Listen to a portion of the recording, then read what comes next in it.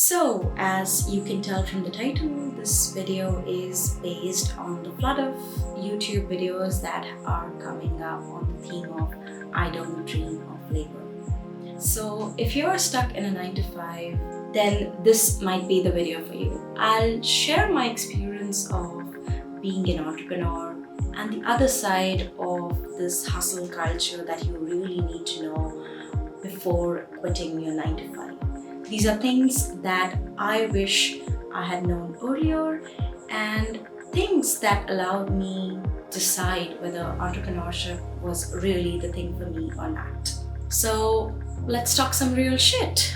The first is your potential. Let's just accept that some people are not meant to be in jobs. If you've been switching jobs for quite some time now and you feel like you outgrow the requirements of your job or your role very quickly, and you keep hitting the ceiling where you feel that you've already learned everything there is to learn in that role, then the only way to make peace is to start something of your own. Personally, when I was working in a job, I started out not knowing anything about the role, and very soon I learned everything there was to learn, and I often found myself to be the smartest person in the room, and I did not want to be in that place. I was working around people who were very complacent with where they were.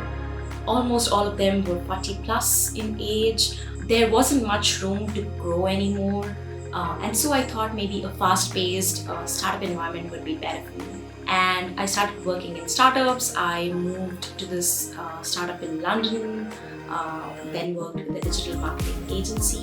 And even there, I found myself outgrowing the requirements of the role or learning everything there is to very soon. And then asking the founder for a raise. It didn't end up working well. The founder started thinking that I was maybe too ambitious for his company, and I was fired, which is when I decided I've had enough of this. I really need to give this entrepreneurship thing a try. And it really worked out well. The second is the responsibility of freedom. So when I was working full-time as an employee at the embassy, I really had it all. The culture of the company was great, the people were great, I had a fancy title, I had everything that a 22-year-old would want. And it was fun, at least for the first few weeks. And then I really saw that a lot of people were not happy in their jobs. But most of them had given up control and let the mundane, everyday things decide what they should be working on and what they should not. They had almost been nursed into the system, and most of them pretended to be happy because they had everything that society expects you to have. When in reality, most of them did not have any kind of meaningful relationships, any amount of creativity or general awareness about themselves. And honestly, because there was so much work pressure, there wasn't much time to even think about these things. And then I met this one person who had resigned but come back to the job because they could not really work with all the freedom and unstructuredness that comes with entrepreneurship. And now they were much more happy with the job now that they've seen the other side of things. When you have your own hustle, you have to do a lot of things.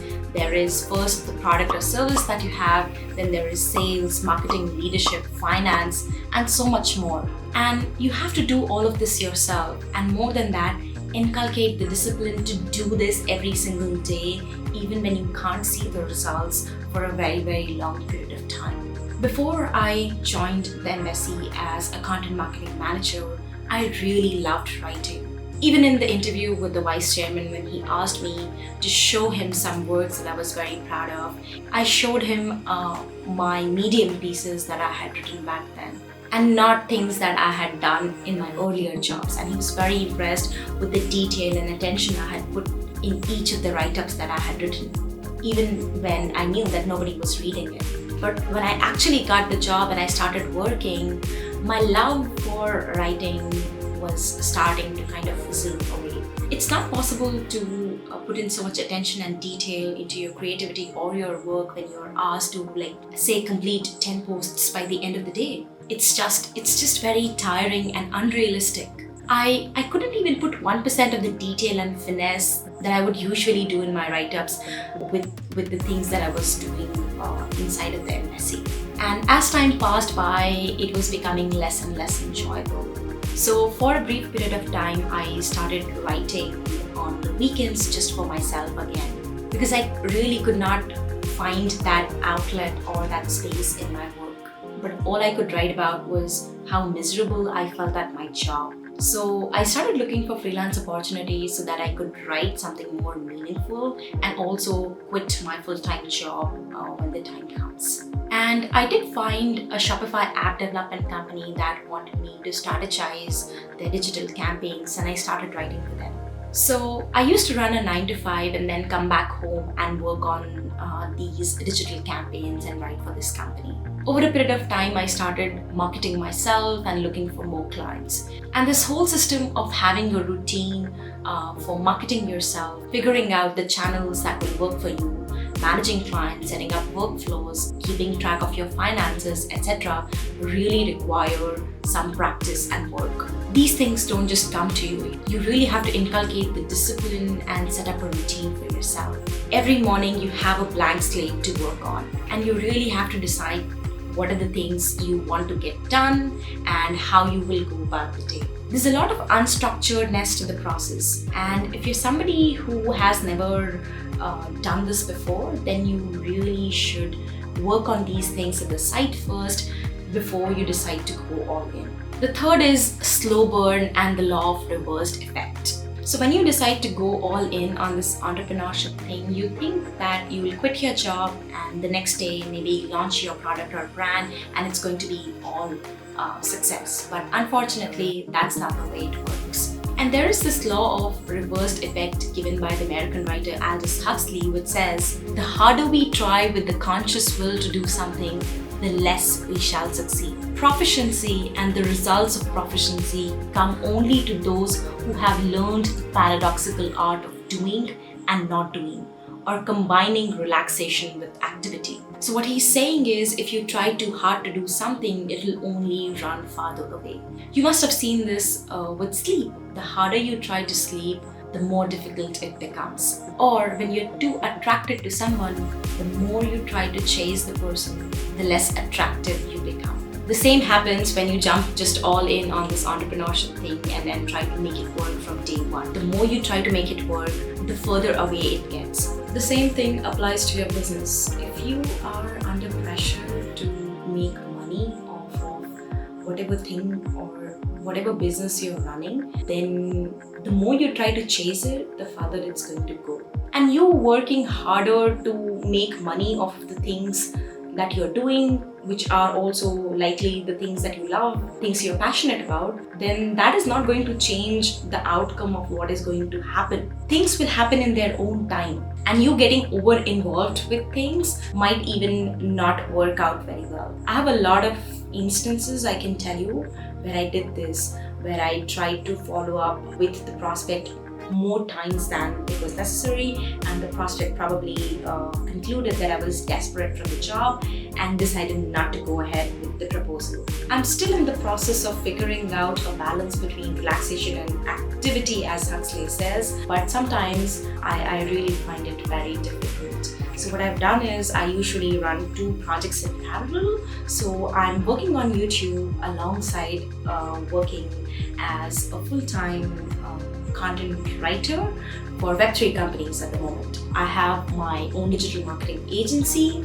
I have my own team, but I also work on YouTube. So that gives me 2 different things to work on and kind of spreads my attention. And contrary to what a lot of you may think, my digital agency is doing much better when I'm running it alongside this other thing that I'm doing, which is YouTube, because I don't micromanage my team members anymore. I just do the things that I'm supposed to do. I don't get overly involved with things, and I'm not too focused on outcomes. If it comes, well and good. If it does not, I'm alright with it. With your own business, there's really so much to put together. Like I mentioned, there is leadership, sales, finance, product, and so much more that you have to learn, and you can't just do it all in one go. Things really take time, and it's a slow process. I was freelancing for a very long time alongside my full-time job before I decided to call it quits. The next is, don't go for the money. So if you're coming to entrepreneurship for the money side of things, then it may not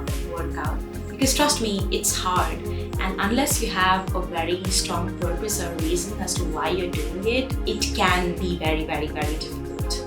Making money off of doing things that you love is really a privilege. And you kind of have to sacrifice a lot to, really get to that position.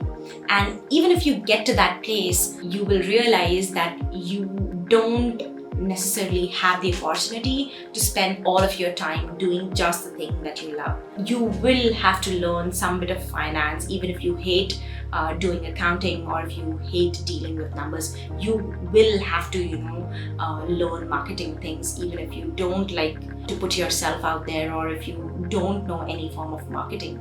There are just so many bits and pieces that other than, just working on the thing that you are passionate about, that you really have to figure out and do before, you can really make money off of your creativity. So my general advice would be, don't just come here for the money. You may or may not make it, but if you're coming here for the right reasons or really for something that's much more than monetary things, then very likely you're going to persevere and figure out the skill sets and everything that's needed to make money off of whatever it is that you're passionate about. Last and finally, you will labor. I think by now, with everything that I've told you, you must have figured out that it's not all rainbows and unicorns. You really have to work and figure out a lot of things before you can make money off of things that you're passionate about. Remember that 9 to 5 is just 9 to 5. Startup, at least in the initial few years, is 24/7. You really have to work your ass off to learn the skill sets needed to run a business. For me, I've come to a point where work really does not feel like work. But initially, it was hard. There were so many things that I did not follow, especially things related to taxes, finance, and sales and negotiation in general. I had to read books, I had to take courses. I remember replaying a class on art of negotiation from masterclass 4 times in a row because I felt like I could not really see how I would apply that to my sales call. But I know that learning new things, always being challenged, it's just me. I just don't know how to be anybody else. I was into freelancing for a long time before I decided to go all into it. Was it the best decision for me? Definitely yes. But even today, I know that there are a lot of things that are outside of my control, and that if things really go bad, I might even have to go back to a full-time job. But I'm okay with that. The fact that I'm open to all possibilities and I don't have a fancy idea of go out and just make money off of the things you love allows me to be fully present to what is happening and work towards making things better for myself. Honestly, right now, there's so much money flowing into the startup ecosystem, especially if you're in the tech space, that making 6 to 7 figures a year is really not that hard if you have the right skill set. I'm not discouraging anybody from starting their own side hustle. I just want you to see the full picture and not be disillusioned by people on the internet who make it sound like it's all going to come easy. So yeah, that's all I think I have. I guess I'll see you guys in the comment section.